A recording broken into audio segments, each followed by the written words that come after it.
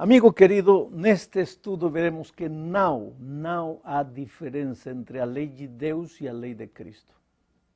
Veja, outro dia, enquanto comprava frutas no supermercado, fui abordado por um homem. Ele olhava para mim assim com uma mescla de admiração e de compaixão ao mesmo tempo. Me admirava porque tinha me visto pregar na televisão e me disse, poucas vezes vi alguém pregar sobre Jesus com tanta ternura. Agora, sua compaixão vinha de outro fato. E me perguntou, se o senhor crê em Jesus, por que se apega na lei do Velho Testamento? E ele dizia, eu prefiro ficar com a lei de Cristo. Parece-me que um homem inteligente como o senhor, ele disse, não deveria estar amarrado à lei dos judeus. Aí eu olhei para ele. O homem parecia nervoso. Creio que no fundo ele queria converter-me à lei de Cristo, entre aspas, porque ele disse, eu prefiro a lei de Cristo, a lei da liberdade. Então perguntei para ele, qual é a lei de Cristo? Aí ele não podia responder, parecia desconcertado, confuso. Eu aproveitei e lhe disse, olha, o Senhor Jesus, quando esteve nesta terra, disse, ouvistes que foi dito, não matarás, mas eu vos digo, qualquer um que se irare loucamente contra seu irmão já matou. Ouvistes que foi dito, não adulterarás, mas eu vos digo, qualquer um que olhar para uma mulher para cobiçá-la, já cometeu adultério em seu coração. Você viu que a lei de Cristo é muito mais complicada que a lei do Sinai? Você ainda quer a lei de Cristo? Ele ficou vermelho. Havia alguns clientes no mercado observando, ouvindo, alguns riram, outros seguiram seu caminho. E o homem desapareceu assim, saiu de mansinho. Eu fiquei sem saber o que fazer, porque eu não teria gostado fazer ele passar um momento assim embaraçoso, mas acontece que tem muito, sabe, tem muito cristão sincero que acha que a lei dos 10 mandamentos foi dada para Israel no Velho Testamento e que hoje nós vivemos debaixo da graça, debaixo da lei de Cristo, da lei da liberdade. Quer dizer, esses cristãos colocam a lei de Deus contra a lei de Cristo, que eles chamam de lei de liberdade. Mas não pode haver nada mais incoerente que isto. Vamos ler o que diz Tiago capítulo 1, versos 23 ao 25. Porque se alguém é ouvinte da palavra e não cumpridor, é semelhante ao homem que contempla ao espelho o seu rosto natural, porque se contempla a si mesmo e vai-se, e logo se esquece de como era. Aquele, porém, que atenta bem para a lei perfeita da liberdade, e nisso persevera, não sendo ouvinte esquecido, mas fazedor da obra, este tal será bem-aventurado no seu feito. Aqui Tiago fala da perfeita lei, que é a lei da liberdade, a lei de Cristo. Muitos cristãos se deleitam em falar desta lei da liberdade. Mas qual é essa lei da liberdade que Tiago menciona? Ele mesmo, Tiago, responde no capítulo 2, versículo 10 ao 12. Porque qualquer que guardar toda a lei e tropeçar em um só ponto, torna-se culpado de todos. Porque aquele que disse não cometerás adultério, também disse não matarás. Se tu, pois, não cometeres adultério, mas matares, estás feito transgressor da lei. Assim falai e assim procedei, como devendo ser julgados pela lei da liberdade.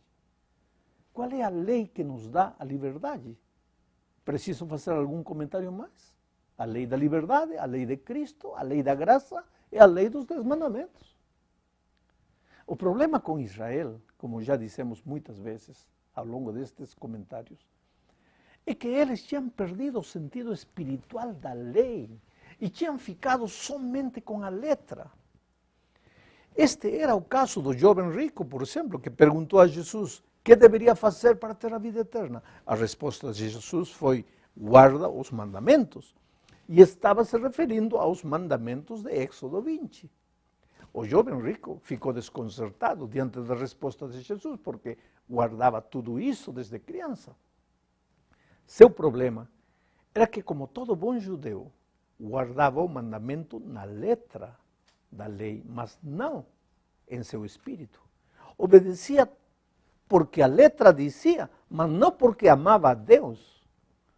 Então, qual é a diferença entre a lei de Deus do Velho Testamento e a lei de Cristo do Novo Testamento? Não tem diferença, é a mesma coisa. O problema era que os judeus olhavam para esta lei só na letra, e Cristo veio para tirar o formalismo da letra e colocar o espírito da mesma lei no coração de seus filhos.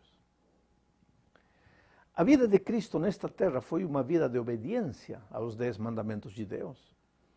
Esta é a segunda parte deste estudo. A Bíblia diz que quando Jesus era um adolescente de 12 anos, obedecia a seus pais em tudo. Agora, obedecer aos pais é o 5º mandamento de Éxodo 20. Em Lucas 4, encontramos que aos sábados ele tinha o costume de ir à sinagoga. Este era o 4º mandamento. E finalmente em João 15:10, ele mesmo disse, se guardares os meus mandamentos, permanecereis no meu amor, do mesmo modo que eu tenho guardado os mandamentos de meu Pai e permaneço no seu amor. Quer dizer, ninguém que leia o Novo Testamento pode negar o fato de que Jesus guardou a lei. O que acontece é que muitos cristãos parecem não ver todos estes versos e argumentam que Jesus teria estabelecido um novo mandamento. Quando? Quando ele falou o que está registrado em João 13:34, veja. Um novo mandamento vos dou, que vos ameis uns aos outros, como eu vos amei a vós, que também vós uns aos outros vos ameis. E em Mateus capítulo 22, versos 34 a 40, encontramos algo mais. É um incidente registrado da seguinte maneira. E os fariseus, ouvindo que ele fizera emudecer os saduceus, reuniram-se no mesmo lugar. E um deles, doutor da lei, interrogou-o para o experimentar, dizendo, mestre, qual é o grande mandamento na lei? E Jesus disse-lhe, amarás o Senhor teu Deus de todo o teu coração e de toda a tua alma e de todo o teu pensamento. Este é o primeiro e o grande mandamento. E o segundo, semelhante a este, é amarás a teu próximo como a ti mesmo. Destes 2 mandamentos dependem toda a lei e os profetas. Agora, pensemos em tudo isto que acabo de ler.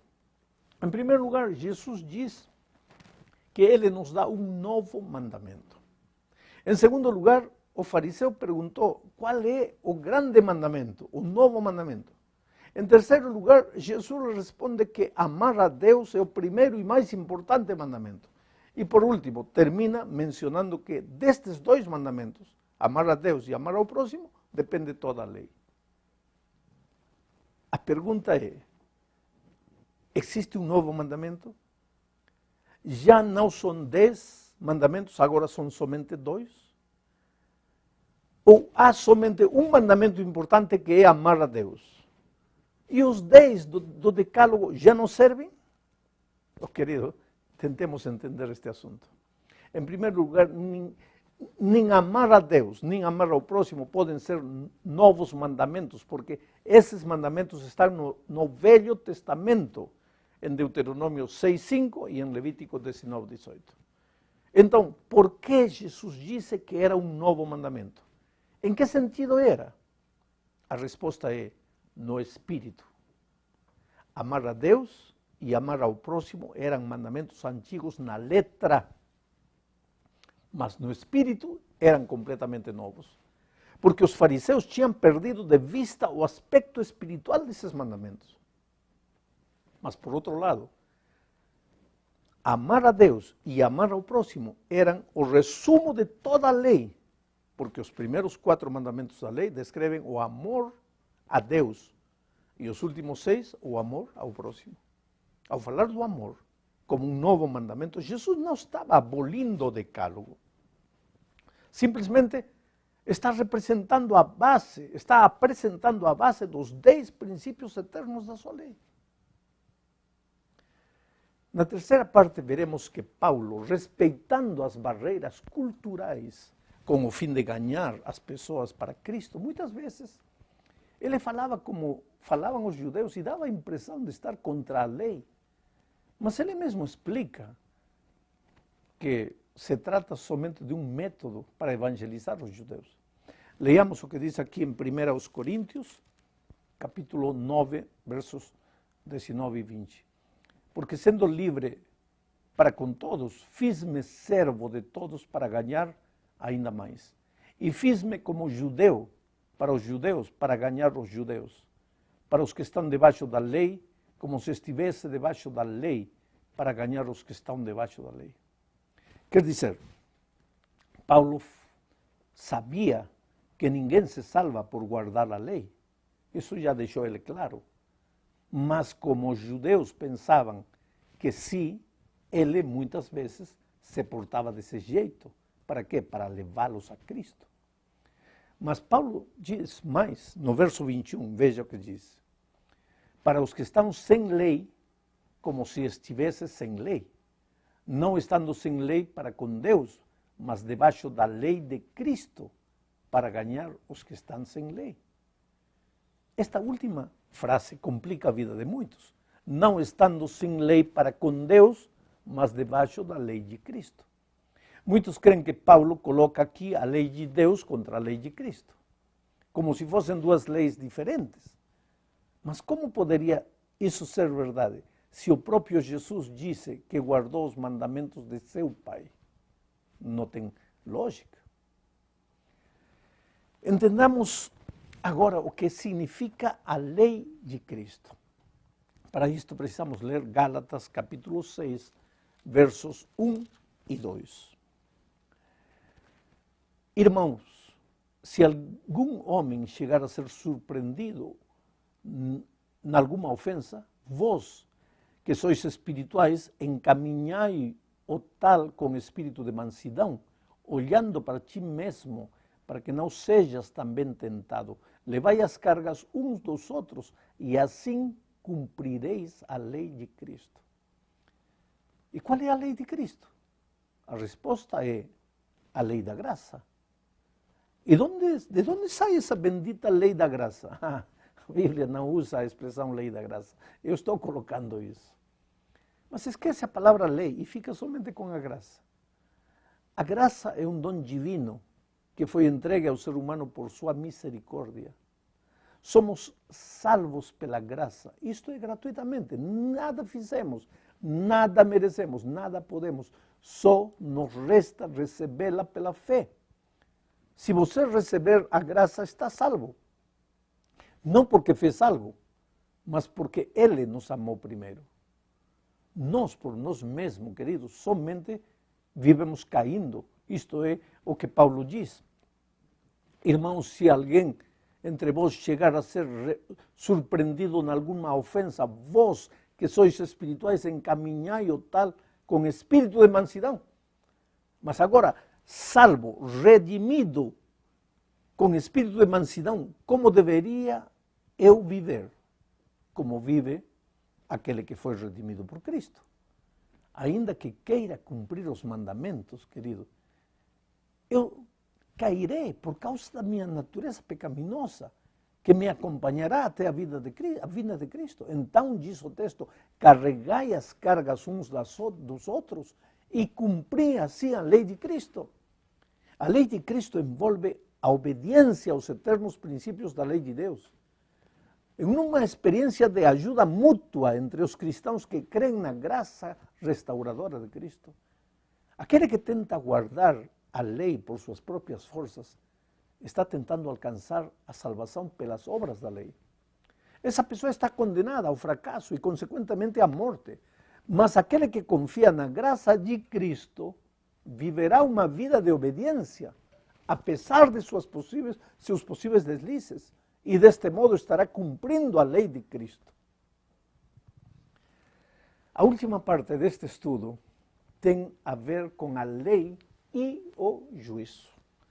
Jesus disse em São João 5,30, eu não posso de mim mesmo fazer coisa alguma. Como ouço, assim julgo. E o meu juízo é justo, porque não busco a minha vontade, mas a vontade do Pai que me enviou. A vontade daquele que o enviou é a vontade do Pai, resumida nos 10 eternos princípios da lei de Êxodo 20.